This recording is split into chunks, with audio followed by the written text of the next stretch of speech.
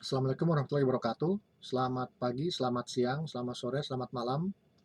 Bagi adik-adik maupun saudara-saudara sekalian yang menyaksikan video ini dimanapun Anda berada. Kita berjumpa lagi ya pada mata kuliah Hukum Perbandingan Konstitusi. Nah, hari ini kita sudah memasuki kuliah yang keempat, part yang kedua ya. Tadi kuliah keempat part yang pertama itu tadi membahas mengenai tugas-tugas House of Representatives atau DPR Amerika Serikat. Nah, pada perkuliahan yang kuliah keempat yang part 2 ini kita akan mulai masuk untuk mengkaji mengenai lembaga eksekutif Amerika Serikat. Nah, pada kesempatan ini yang kita bahas terlebih dahulu itu adalah pengisian jabatan presiden dan wakil presiden Amerika Serikat ya, atau dengan perkataan lain mekanisme pemilihan presiden dan wakil presiden. Kita bisa singkat juga Pilpres. Nah, Pilpres di Amerika Serikat ya, seperti apa? Apakah sama dengan negara kita Indonesia atau ada perbedaannya? Di mana persamaannya dan di mana perbedaannya? Nanti adik-adik dan saudara-saudara sekalian juga bisa mengkaji sendiri ya, di mana letak persamaan dan perbedaannya. Nah, Pilpres AS itu kita suka mengalami mispersepsi ya, atau kesalahpahaman. Kita menyangka Pilpres AS itu sama dengan Pilpres Indonesia, yaitu dilakukan secara langsung. Ya. Rakyat langsung memilih calon presiden dan wakil presidennya. Tapi ternyata kenyataannya berbeda, ya. Bahkan jauh berbeda. Pilpres AS itu dikatakan lebih kompleks, ya, lebih kompleks, lebih rumit dibandingkan dengan Pilpres di Indonesia. Kenapa demikian? Karena Pilpres AS itu ternyata dilakukan dalam dua tahap ya, atau dua tingkat, atau bisa dikatakan itu Pilpres AS itu tidak langsung ya, tidak langsung. Kenapa demikian? Karena di AS itu presiden dan wakil presiden itu dipilih oleh sebuah lembaga yang disebut dengan Dewan Pemilih ya, Dewan Pemilih. Atau dalam bahasa Inggrisnya adalah Electoral College. Electoral College. Nah itu ya.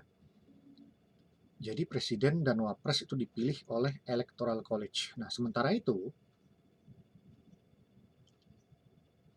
Electoral College atau Dewan Pemilih ini dipilih oleh rakyat. Nah, ya. Jadi ada dua kali pemilihan ini. Ya. Saya ulangi, Dewan Pemilih atau Electoral College itu dipilih oleh rakyat. Nah, jadi kalau kita buat tahapannya, rakyat memilih Dewan Pemilih atau Electoral College. Ini tahap 1. Nah, tahap 1 ini disebut dengan popular vote. Popular vote, rakyat memilih Dewan Pemilih atau Electoral College. Dan kemudian tahap kedua, Electoral College memilih presiden dan wakil presiden. Nah, tahap kedua ini disebut dengan popular vote. Jadi singkat kata, Pilpres AS itu dimulai dengan popular vote dan kemudian dilanjut oleh electoral vote. Nah, seperti itu.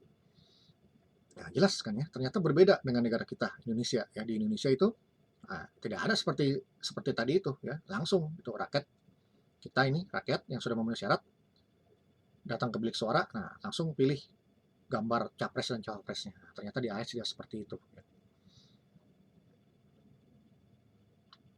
Nah, ini siapakah Dewan Pemilih ini? Nah, nanti kita akan bahas lebih lanjut ya. Yang jelas Dewan Pemilih ini dia adalah semacam wali ya, wali atau utusan-utusan dari negara-negara bagian ya. Jadi Dewan Pemilih ini eh, anggotanya dia tersebar di 50 negara bagian di Amerika Serikat, ya, seperti itu. Negara bagian Amerika Serikat yang penduduknya besar tentu semakin banyak uh, jumlah anggota Dewan Pemilihnya atau Electoral College-nya, seperti itu. Dan sebaliknya, negara bagian yang kecil jumlah penduduknya, maka juga semakin sedikit jumlah anggota Dewan Pemilihnya. Timbul pertanyaan, kenapa Amerika Serikat ini menggunakan jalur yang seperti ini, ya, yang kompleks seperti ini, yaitu pilpres yang dilakukan dalam 2 tahap seperti ini. Nah, ini kalau kita flashback lagi ya ke zaman awal merdekanya Amerika Serikat, itu terdapat 2 pandangan yang bertentangan, terdapat 2 pemikiran yang berseberangan di antara para pendiri Amerika Serikat, ya, seperti itu. Jadi waktu itu para founding father atau pendiri Amerika Serikat itu ada yang berpandangan bahwa pilpres itu dilakukan secara langsung, ya, di rakyat langsung memilih capresnya, ya, seperti di negara kita sekarang ini. Tapi sebagian pendapat lagi menginginkan presiden dan wapres itu dipilih oleh parlemen, ya, dipilih oleh parlemen, ya, atau DPR atau senat, ya, seperti itu. Nah, 2 pandangan ini tidak ketemu, ya, dan tidak bisa disatukan, sehingga akhirnya diambil jalan tengah, ya, diambil jalan tengah dengan mengadopsi atau mengakomodir 2 pendapat yang bertentangan tadi, ya. Itulah jadinya pilpres yang 2 tahap ini, ya. Jadi rakyat memilih dewan pemilih, ya. Nah, ini ibaratnya sebagai pemilihan yang langsungnya, dan kemudian dewan pemilih atau electoral college, nah itu memilih presiden. Nah, ini ibaratnya pemilihan yang nggak langsungnya, ya. Jadi seperti ibaratnya itu presiden dipilih oleh parlemen. Nah, ini dewan pemilih yang memilih presidennya, seperti itu. Atau presiden yang dipilih oleh dewan pemilih. Nah, itulah, ya, kalau ingin tahu sejarahnya kenapa Pilpres AS itu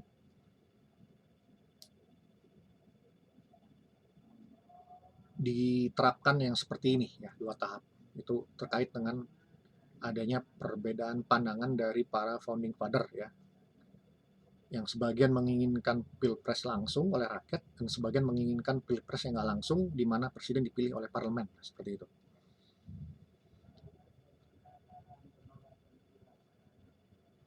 Calon presiden dan wakil presiden di AS itu bisa berasal dari partai politik, ya, partai politik, atau dimungkinkan juga dari kalangan non partai atau independen atau perseorangan.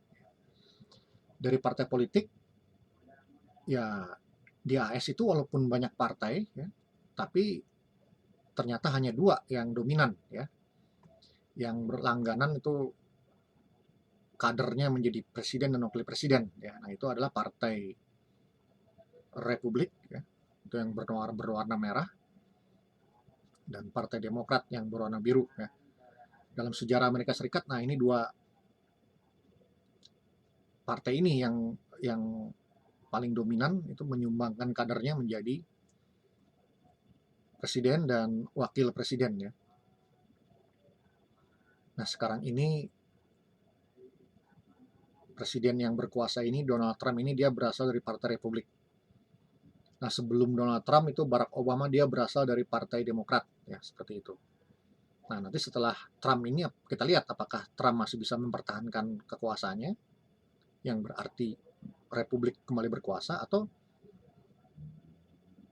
kekuasaan presiden berhasil direbut oleh Demokrat lagi, ya, yang berarti orang Demokrat yang menjadi presiden, ya, seperti itu. Nanti kita lihat, ya, seperti apa hasilnya Pilpres di AS.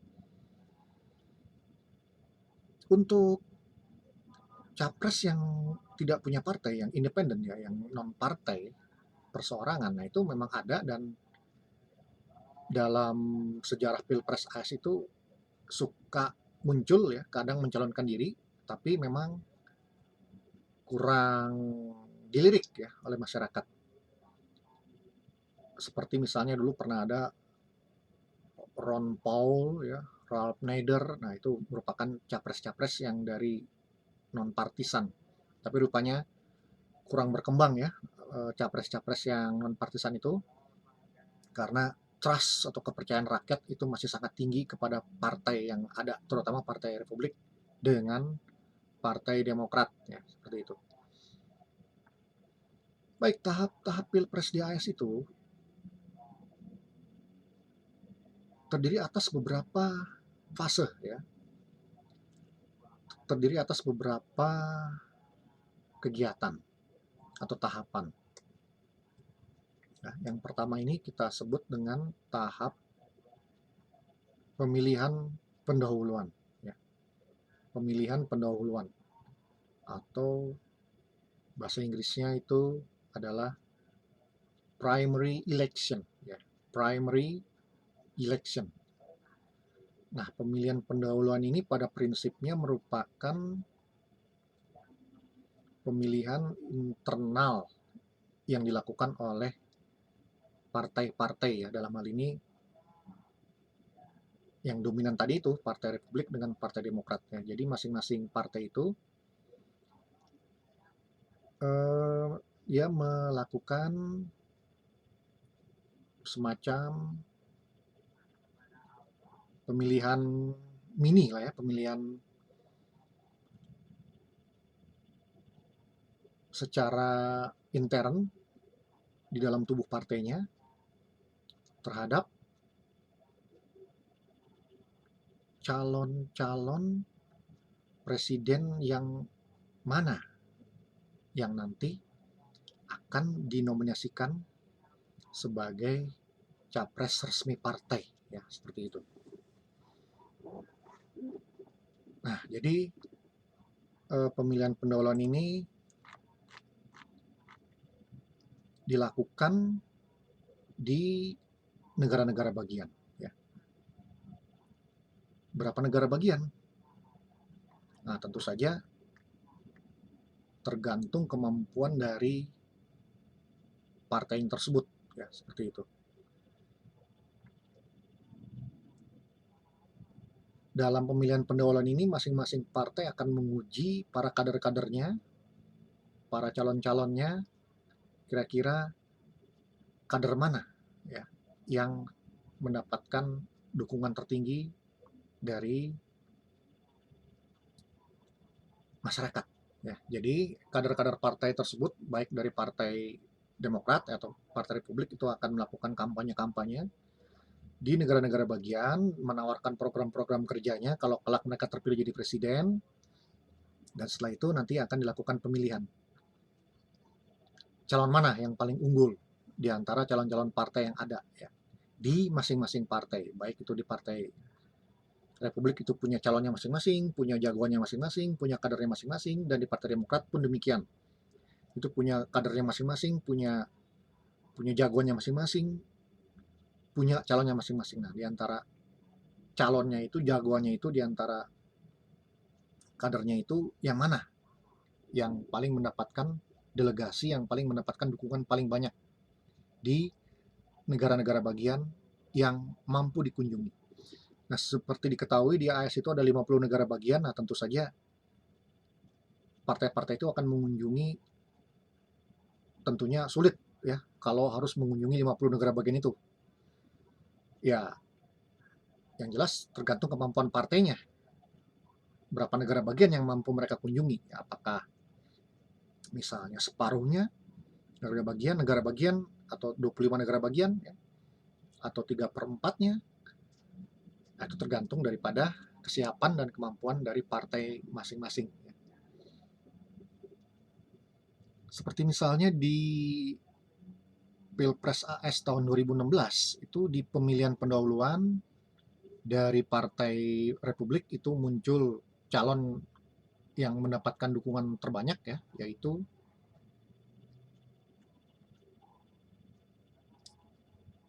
Donald Trump ya, yang sekarang menjadi presiden ya. Kemudian di pihak Partai Demokrat ketika pemilu tahun 2016 itu calon yang mendapatkan dukungan terbanyak ya atau delegasi terbanyak itu di pemilihan pendahuluan adalah Hillary Clinton ya. Ini istrinya Presiden AS yang sebelumnya yang ke-42 ya, Bill Clinton. Dan kemudian ketika Pilpres digelar ternyata Trump lah yang memenangi karena dia mendapatkan electoral vote yang lebih banyak ya daripada Hillary Clinton ya, seperti itu.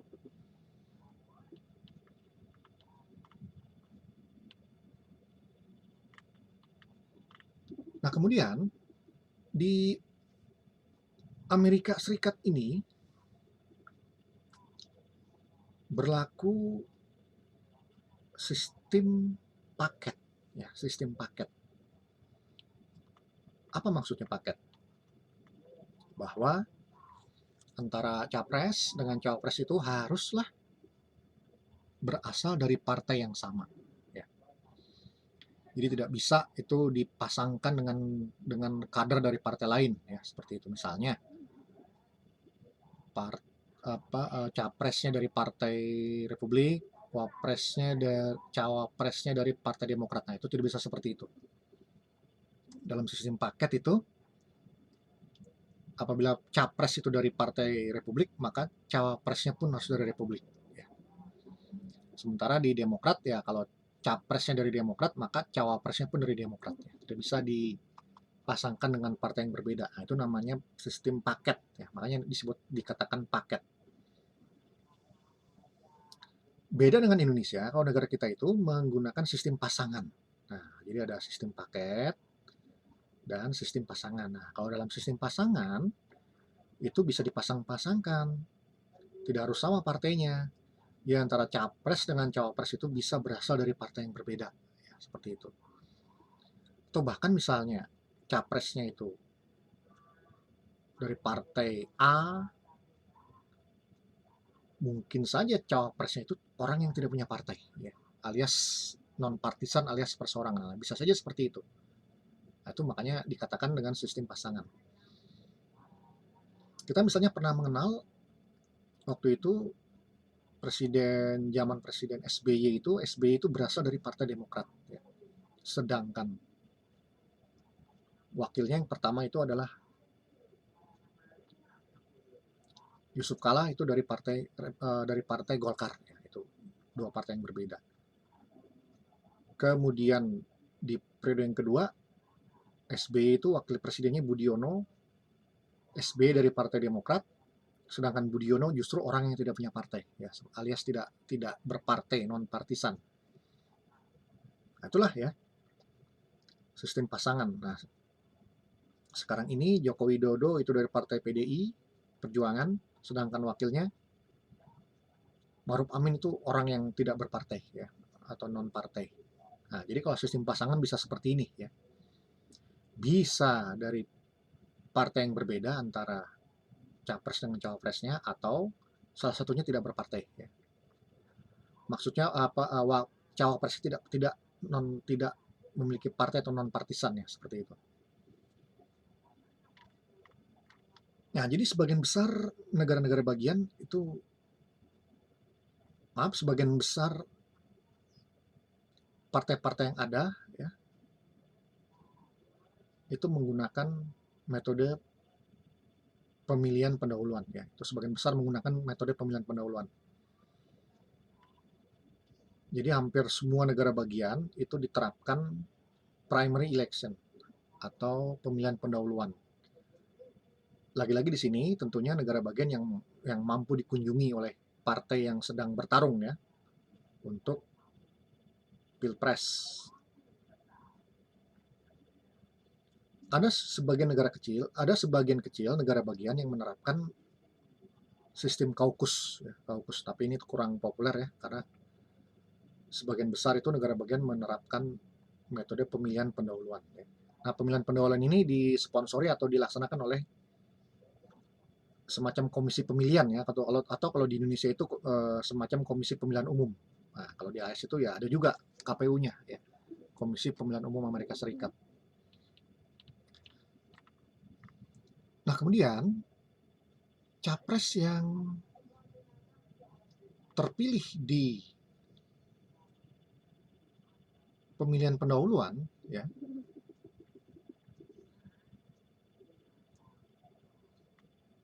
maka kemudian akan diresmikan, dinyatakan sebagai kandidat resmi, dinyatakan sebagai calon resmi dari partai yang bersangkutan melalui konvensi partai. Nah, berarti kalau tadi tahap pertama adalah pemilihan pendahuluan, maka kemudian tahap kedua itu disebut dengan konvensi partai, atau diartikan juga dengan rapat akbar partai. Nah, di mana rapat ini akan meresmikan capres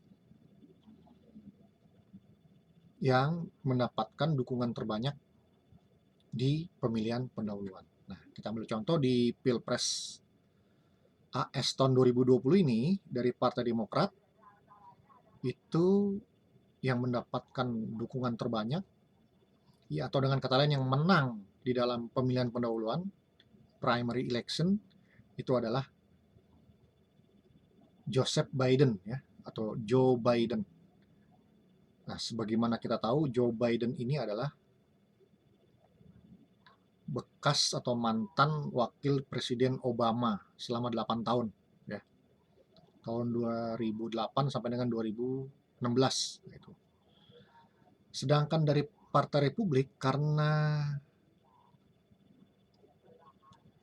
Republik itu masih mempercayai Donald Trump untuk maju ke periode kedua jabatannya sebagai presiden, maka di Pilpres kali ini Republik tidak mengadakan pemilihan pendahuluan ya, atau primary election, tidak melakukan itu karena sudah jelas calonnya tetap akan mempertahankan Donald Trump untuk menjabat di second term ya, atau di periode yang kedua, sehingga tidak perlu lagi mengadakan pemilihan pendahuluan. Oleh sebab itu di Pilpres AS tahun 2020 ini, petahana Donald Trump itu akan ditantang oleh bekas wakil presidennya Barack Obama, yaitu Joe Biden. Nah, nanti menarik ya untuk kita cermati nanti siapa kira-kira yang akan menang. Apakah Trump itu akan tetap berkuasa ya, untuk periode yang kedua, atau Trump berhasil dikalahkan oleh pesaingnya Joe Biden dari Partai Demokrat ya, seperti itu. Baik, setelah partai mengadakan rapat akbar atau konvensi ya, seperti di tahun 2020 ini Partai Republik itu menetapkan Trump sebagai calon presiden resmi dari Republik, dan Partai Demokrat menetapkan Joe Biden sebagai capres resmi ya, maka tahap berikutnya para calon presiden itu akan memilih wapresnya ya, wapresnya seperti itu. Siapa kira-kira yang akan menjadi wapres? Jadi para capres menunjuk cawapres masing-masing ya. Di Pilpres kali ini misalnya Donald Trump itu tetap mempercayai wakilnya yang sedang bersama dia sekarang ya, yaitu Mike Pence. Jadi tetap ya Trump itu menunjuk wapres yang sekarang ini yang sedang bersama dia berkuasa ya, Mike Pence. Sedangkan capres dari Partai Demokrat ya, Joe Biden, itu menunjuk seorang perempuan ya, atau wanita kulit hitam, yang akan mendampinginya sebagai cawapres ya. Itu namanya Kamala Harris ya, Kamala Harris.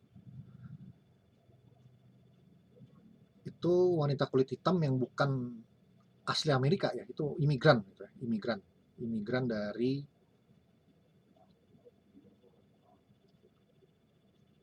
orang tuanya itu ada yang dari India ya. Kalau nggak salah itu ayahnya itu dari India ya. Nah, ibunya itu dari negara yang berkulit hitam lainnya. Nah, itu ya. Jadi unik ini sekarang karena baru pertama kali seorang capres itu menunjuk, oh ini kedua kalinya ya, maaf, kedua kalinya seorang capres itu menunjuk perempuan ya sebagai calon pendamping wakil presidennya. Sebelumnya juga pernah capres Republik tahun 2008 itu namanya John McCain juga menunjuk perempuan ya sebagai cawapresnya. Tapi waktu itu perempuan kulit putih ya. Nah, sedangkan Joe Biden ini menunjuk perempuan yang berkulit hitam. Nah, ini baru pertama kali dalam sejarah AS ada cawapres perempuan yang berkulit hitam ya, seperti itu. Nah, itu ya proses penunjukan daripada cawapres ya masing-masing yang akan mendampingi capres nanti kalau kelak terpilih ya seperti itu. Nah, setelah diadakan pemilihan cawapres, maka tahap berikutnya adalah kampanye ya, kampanye. Nah, kampanye itu bisa dilakukan secara kampanye outdoor ya di lapangan atau melalui diskusi-diskusi atau melalui uh, forum-forum debat ya seperti itu. Di AS itu antara capres dengan di AS itu capres itu dilakukan debat sebanyak 3 kali ya. Jadi ada 3 kali debat capres dan kemudian untuk capres itu untuk cawapres itu ya calon wakil presiden itu hanya sekali debat saja ya. Jadi saya ulangi, ada 3 kali debat capres dan sekali debat cawapres ya seperti itu. Nah, di tahun 2020 ini ya ketika video ini dibuat itu sudah dilakukan sekali debat ya. Debat pertama antara capres Trump dengan capres Joe Biden ya. Dan kemudian rencananya tanggal 15 Oktober ini akan diadakan debat yang kedua. Tapi dibatalkan ya karena terkait dengan pandemi COVID di mana Trump itu ternyata dinyatakan positif ya mengidap COVID-19 sehingga debat kedua ini dibatalkan ya. Nanti ada lagi debat yang ketiga itu di akhir Oktober 2020 ya. Jadi untuk Pilpres kali ini debat capres itu hanya 2 kali saja ya. Tidak 3 kali seperti biasanya. Sedangkan debat cawapres itu hanya sekali saja dan sudah dilakukan ya tanggal 10 Oktober kemarin. Nah, kalau di AS itu ya, di Amerika Serikat, wakil presiden itu tidak hanya sekedar ban serep ya, yang kalau digunakan apabila ban utamanya itu kempes ya. Tapi di AS itu wakil presiden lebih kepada pelengkap atau penutup kelemahan-kelemahan presiden. Ya. Jadi tentu presiden pun itu hanya manusia biasa yang punya kelemahan ya. Nah, titik-titik kelemahannya itu harus menjadi kelebihan dari wapresnya ya. Sehingga wapres itu dia nanti akan bisa menutupi kekurangan-kekurangan dari sang presiden. Kita ambil contoh misalnya dulu itu Barack Obama ya ketika menjadi presiden dia itu adalah orang yang sangat pintar ya, cerdas. Tapi tetap Obama itu manusia biasa yang punya kelemahan ya. Antara lain, Obama ini dia kurang mendalami persoalan hubungan luar negeri. Nah, oleh sebab itu, Obama mengambil wapresnya, yaitu Joe Biden, itu adalah orang yang memang pakar atau ahli di dalam urusan hubungan luar negeri. Sehingga Joe Biden itu diharapkan dapat menutupi kelemahan Obama dalam urusan hubungan luar negeri. Itu ya fungsi daripada wakil presiden. Itu harus bisa menutupi kelemahan presidennya, seperti itu. Nah, setelah kampanye selesai ya, jadi tadi yang pertama pemilihan pendahuluan, yang kedua itu adalah konvensi akbar partai ya, atau rapat akbar partai. Kemudian yang ketiga, capres itu menunjuk cawapresnya. Yang keempat itu adalah kampanye. Nah, tahap kelima itu adalah yang tadi saya katakan popular vote ya, popular vote. Apa itu popular vote? Popular vote itu rakyat memilih dewan pemilih atau electoral college ya. Di mana kelak nanti electoral college ini dia akan memilih presiden dan wakil presiden. Baik, siapa ini electoral college? Electoral college ini tadi sudah saya katakan merupakan wali ya, atau utusan dari negara-negara bagian. Jumlahnya ini ada 538 orang ya, seperti itu. Jadi masing-masing partai, baik Partai Republik maupun Partai Demokrat, itu sudah menyiapkan di setiap negara bagian calon-calon anggota electoral college-nya ya. Jadi Partai Republik itu dia punya calon anggota electoral college, dan Partai Demokrat pun punya itu ya calon anggota electoral college. Nah, jadi masing-masing itu punya. Sehingga dapat kita simpulkan bahwa anggota electoral college ini adalah orang partai politik, orang parpol semua. Tinggal nanti rakyat itu akan memilih yang mana. Nah, kalau memilih yang merah, nah itu berarti dia memilih anggota electoral college dari Partai Republik. Ya. Kalau dia rakyat memilih yang biru, itu dia berarti memilih anggota electoral college atau dewan pemilih dari Partai Demokrat. Ya. Nah, seperti itu. Nah, itu popular vote ya, seperti itu. Jadi, rakyat memilih dewan pemilih atau electoral vote. Nah, ini dilakukan itu di bulan November ya. Di tahun ini itu dilakukan 3 November, itu bulan depan ya. 3 November 2020. Seperti itu. Nah, jumlah anggota electoral college ini ada 538 ya. 538. Angka 538 ini sebenarnya diambil dari jumlah anggota DPR 435, jumlah anggota Senat 100, ditambah 3 orang perwakilan dari ibu kota negara, Washington DC ya. Itu ada perwakilan 3 orang. Jadi kalau di total itu 435 tambah 100 tambah 3 semua berjumlah 538. Tapi jangan salah paham ya. Jangan salah paham. Anggota electoral college ini beda dengan anggota DPR, dengan anggota Senat ya. Beda orang ya, beda orang. Jadi jangan dibayangkan anggota Senat, anggota DPR itu kemudian merangkap jadi anggota electoral college, tidak begitu ya, tidak begitu. Ini beda orang ya, beda orang. Itu ya, jadi jumlah anggotanya ada 538 orang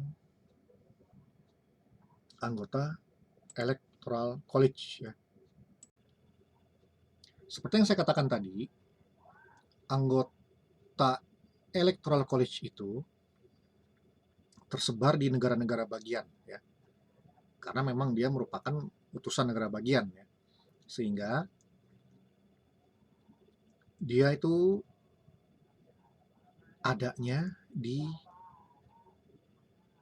ke-50 negara bagian ya.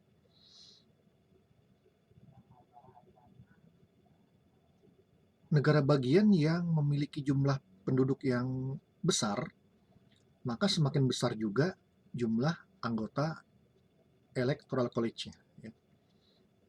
Negara bagian yang jumlah penduduknya sedikit, maka juga semakin sedikit jumlah anggota Electoral College-nya ya.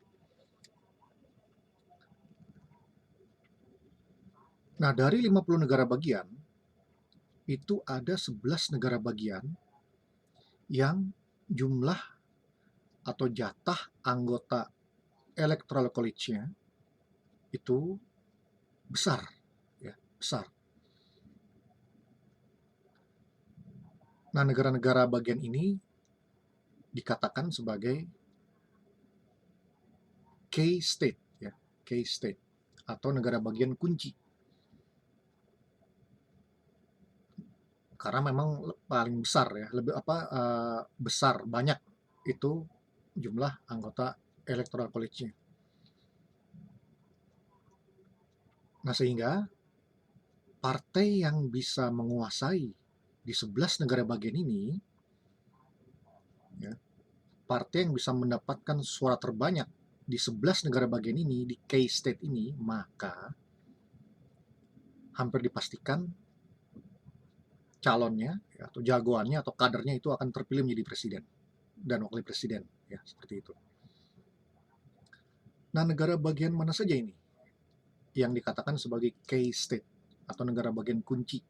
Karena jatah anggota dewan pemilihnya atau electoral college-nya itu besar ya, atau banyak. Nah, itu ada beberapa negara bagian ya. Itu yang pertama di negara bagian California ya, California. California ini memiliki 55 jatah anggota Electoral College ya. Nah, jadi di sini ada 55 calon Electoral College dari Partai Republik dan ada 55 calon Electoral College dari Partai Demokrat ya, seperti itu. Kemudian Texas. Texas ini ada 34 jatah anggota Electoral College ya. Kemudian New York 31 Electoral College, Florida 27 Electoral College, Pennsylvania 21 Electoral College, Illinois 21 Electoral College, Ohio 20 Electoral College ya.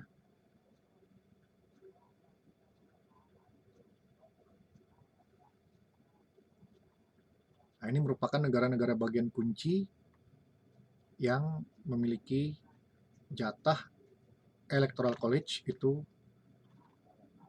besar ya, seperti itu. Kenapa kok negara-negara bagian ini memiliki jumlah anggota Electoral College atau Dewan Pemilih yang besar? Yaitu tadi ya, karena mereka memiliki jumlah penduduk yang besar ya, sehingga jumlah Electoral College-nya pun itu besar ya, seperti itu. Nah, partai yang bisa memenangkan suara di key state ini ya, negara-negara bagian kunci ini ya, yang jumlahnya ada 11 ini, California 55 elektor, Texas 34 elektor, New York 31 elektor, Florida 27 elektor, Illinois 21 elektor, Pennsylvania 21 elektor, Ohio 20 elektor, Michigan 17 elektor, Georgia 15 elektor, New Jersey 15 elektor, North Carolina 15 elektor. Nah, partai yang berhasil memenangkan 11 negara bagian ini, memenangkan suara, mendapatkan suara terbanyak di 11 negara bagian ini, maka yang tadi saya bilang ya, hampir bisa dipastikan kadernya ya, atau jagoannya akan memenangkan pilpres ya, seperti itu. Kenapa demikian? Karena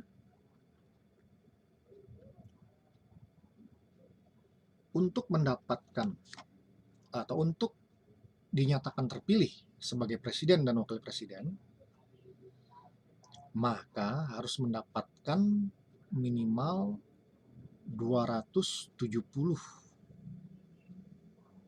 suara dari Dewan Pemilih atau Electoral College ya.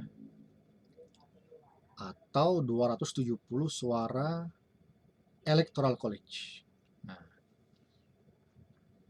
kalau ada partai, entah itu Partai Demokrat atau Partai Republik, yang menguasai, yang memenangkan suara di 11 negara bagian ini, yang tadi dikatakan sebagai key state, ya, negara kunci, maka partai tersebut dia akan mendapatkan 271 suara atau anggota Electoral College ya, 271. Sedangkan tadi untuk menang sebagai presiden dan wapres itu hanya 270 ya. Electoral vote atau 270 suara anggota Dewan Pemilih ya. Electoral College. Sedangkan kalau bisa memenangkan suara di 11 negara bagian kunci ini, maka partai yang menang tersebut akan mendapatkan 271 electoral vote atau 271 suara anggota Dewan Pemilih Electoral College. Sehingga sudah cukup bagi partai tersebut untuk memenangkan calonnya, jagoannya, kadernya menjadi presiden dan wakil presiden. Di AS itu, untuk mendapatkan suara daripada anggota Dewan Pemilih ini, Electoral College ini, atau disebut juga Electoral Vote ini, menggunakan sistem the winners takes all. Pada prinsipnya menggunakan sistem the winners takes all. Artinya si pemenang ambil semua. Apa maksudnya itu? Kita ambil contoh. Ya. Tadi dikatakan di negara bagian California, di sini ada jatah 55 orang anggota Electoral College atau anggota Dewan Pemilih. Ini merupakan negara bagian yang terbesar ya, yang memiliki jatah Electoral College, 55 orang. Ya. Nah, di California ini, Partai Republik mendapatkan 1.000 suara rakyat, ya, atau 1.000 popular vote Republik. Sedangkan Partai Demokrat mendapatkan 1.200 suara rakyat atau popular vote. Nah, jadi Republik 1.000 suara, Demokrat 1.200 suara. Nah, ini kita berani-ani aja ya. Mana yang lebih banyak? Nah, tentunya yang lebih banyak adalah Partai Demokrat ya, karena dia mendapatkan 1.200. Suaranya lebih banyak 200 orang dibandingkan dengan Partai Republik yang cuma 1.000 ya. Nah, karena di sini Demokrat yang menang, unggul 200 suara ya, maka Partai Demokrat itu mengambil seluruh 55 elektor ini. Ya. Saya ulangi, maka Partai Demokrat itu mengambil semua jatah 55 anggota Dewan Pemilih atau Electoral College ini. Itu diambil semua oleh Demokrat. Dengan kata lain, 55 anggota Electoral College ya, ini berbaju biru semua. Nah, alias 55 anggota Electoral College ini atau Dewan Pemilih ini semuanya adalah orang Partai Demokrat. Seperti itu. Itulah yang dimaksud dengan sistem the winners takes all.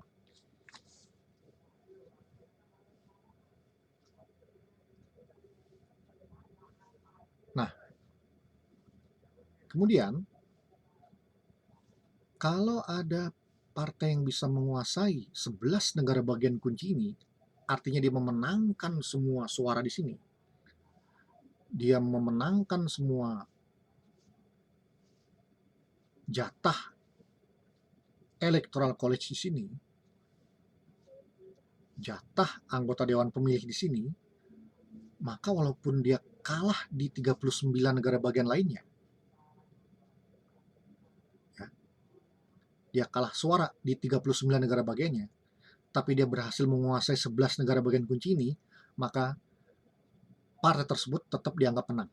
Alias partai tersebut bisa menggolkan calonnya menjadi presiden dan wakil presiden. Nah, seperti itu ya. Sistem Electoral College ini ya, seperti itu.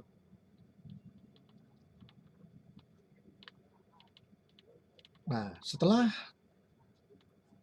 anggota Electoral College ini terpilih ya sebanyak 538 orang, maka kemudian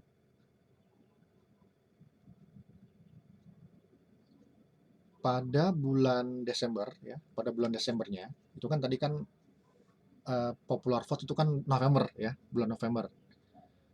Ini pada bulan Desembernya itu para anggota Electoral College itu akan memberikan suaranya ya, memberikan suaranya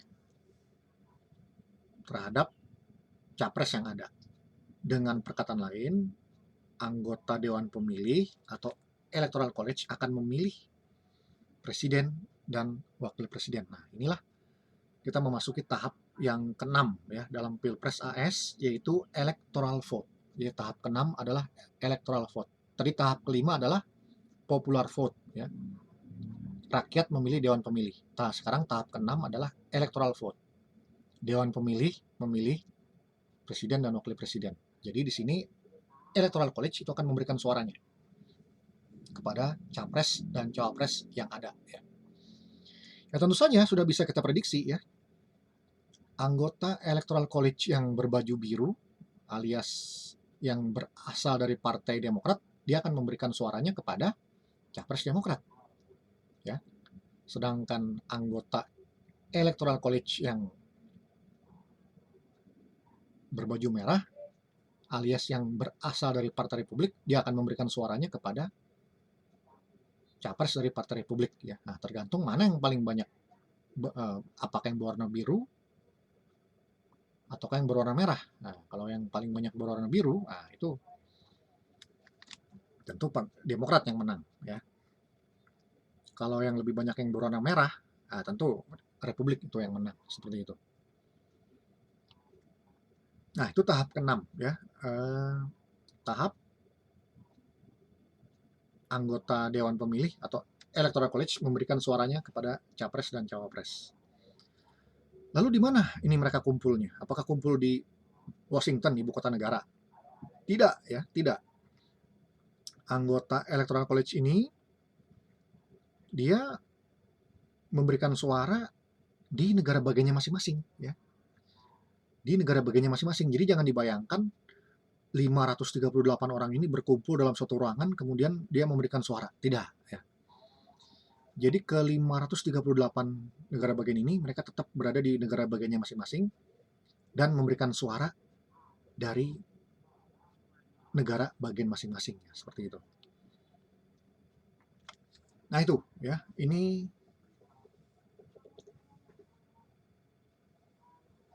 electoral vote ini kejadiannya setiap bulan Desember, 4 tahun sekali, ya, seperti itu. Nah, timbul pertanyaan, apakah ada kemungkinan mengkhianat? Misalnya anggota Electoral College dari Partai Merah, Republik, dia memberikan suaranya kepada Partai Biru atau Demokrat, atau sebaliknya. Electoral College dari Partai Biru, dia ngasih suara ke Partai Merah. Nah, ke capres yang berasal dari Partai Merah. Nah, itu ya itu dimungkinkan saja seperti itu ya, tapi ini sebuah pengkhianatan, dan kalau terjadi itu akan mendapatkan sanksi yang berat ya dari partai masing-masing karena telah berkhianat dengan partainya. Seperti itu. Tapi yang dalam praktek ini jarang terjadi ya. Ini dalam praktek ini itu bukan jarang, itu belum pernah terjadi pengkhianatan. Misalnya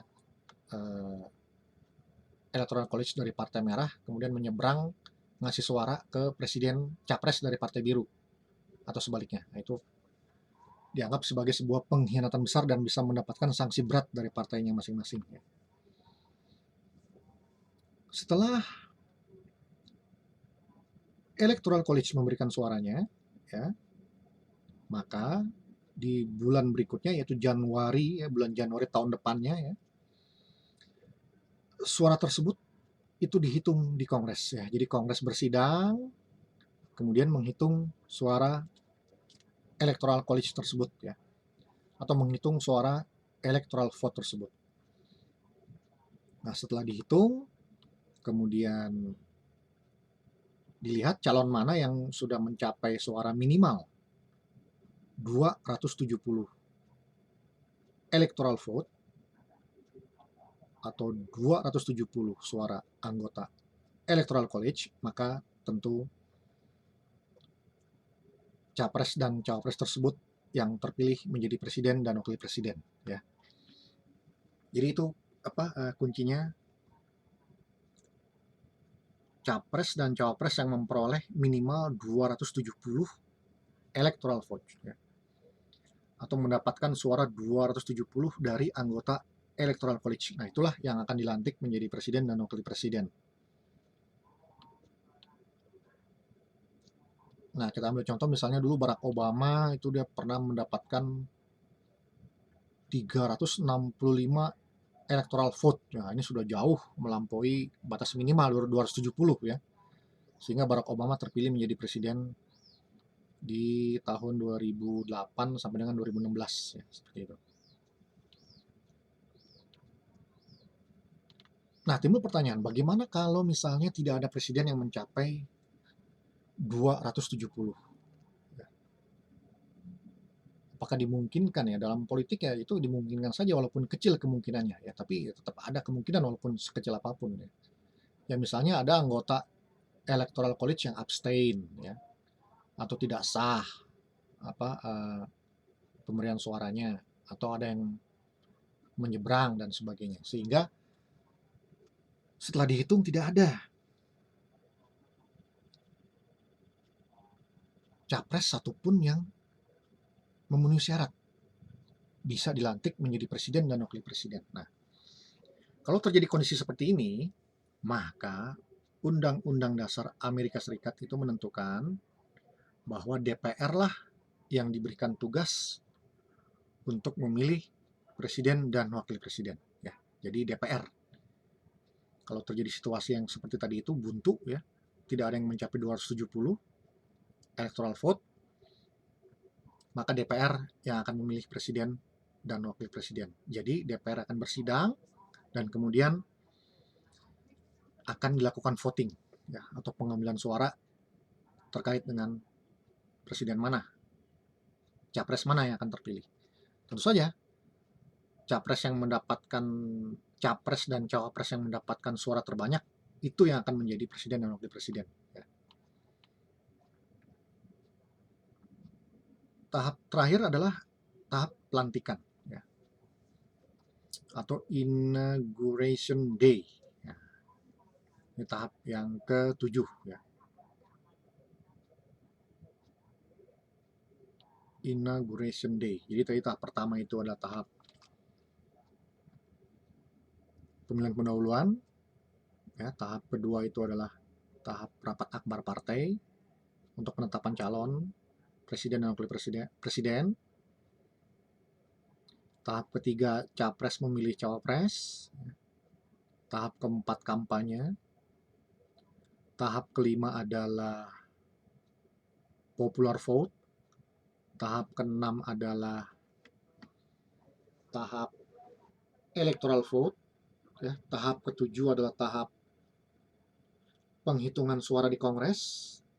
Dan terakhir tahap ke-8 adalah tahap inauguration day atau hari pelantikan presiden dan wakil presiden. Nah, ini selalu dilakukan setiap 4 tahun pada tanggal 20 Januari. Tengah hari jam 12 siang. Ya. Itu dilakukan di Capitol Hall, ya, di gedung, di markas DPR dan Senat, ya, di gedung DPR dan Senat. Nah, di inauguration day ini presiden dan wakil presiden yang terpilih akan dilantik oleh Mahkamah Agung, ya, Mahkamah Agung, di mana presiden akan dilantik oleh Ketua Mahkamah Agung, sedangkan wakil presiden dilantik oleh Wakil Ketua Mahkamah Agung. Ya. Nah, setelah presiden dan wakil presiden itu dilantik oleh Mahkamah Agung, maka kemudian presiden terpilih, presiden yang resmi, definitif itu akan melakukan pidato pertamanya, ya, di hadapan rakyat yang menonton di sekitaran gedung Capitol Hall, ya, atau gedung markas DPR dan Senat, ya, seperti itu.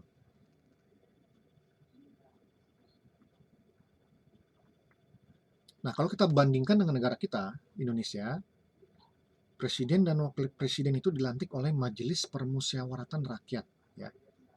Sedangkan di AS itu presiden dan wakil presiden dilantik oleh Mahkamah Agung.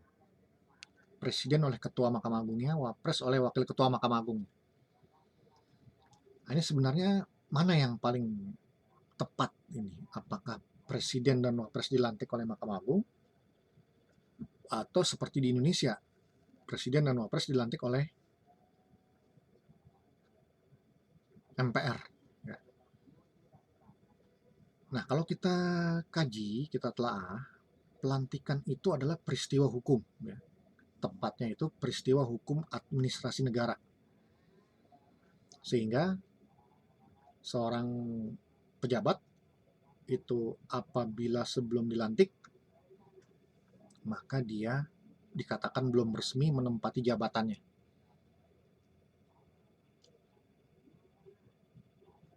Nah,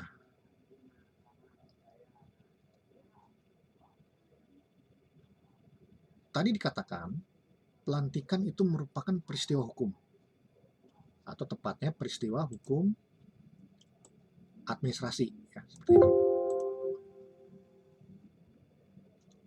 Oleh sebab itu, tentunya yang lebih tepat untuk menyelenggarakan peristiwa hukum pelantikan ini tentunya adalah lembaga hukum, ya, lembaga hukum. Nah, dalam hal ini di antara Mahkamah Agung dengan MPR, yang merupakan lembaga hukum adalah Mahkamah Agung.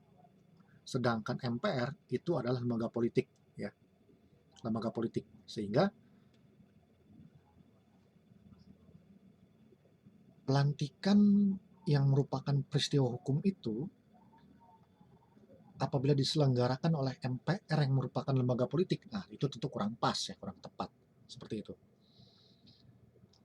Oleh sebab itu, dalam hal ini dapat dikatakan Amerika Serikat, ya, yang lebih sesuai, ya, karena yang melantik Presiden dan Wapres adalah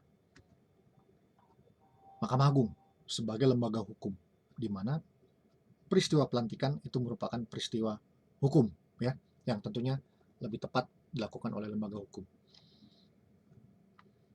Baik ya, demikian penjelasan mengenai mekanisme pemilihan presiden dan wakil presiden di Amerika Serikat, ya. Nanti di kuliah berikutnya kita akan membahas mengenai dinamika atau perkembangan masa jabatan presiden dan wakil presiden Amerika Serikat, ya. Untuk saat ini sampai di sini dulu kuliah kita. Sampai ketemu lagi pada kuliah yang berikutnya. Lebih kurangnya mohon maaf. Wassalamualaikum warahmatullahi wabarakatuh. Selamat pagi, selamat siang, selamat sore, dan selamat malam bagi adik-adik maupun saudara-saudara sekalian dimanapun Anda berada.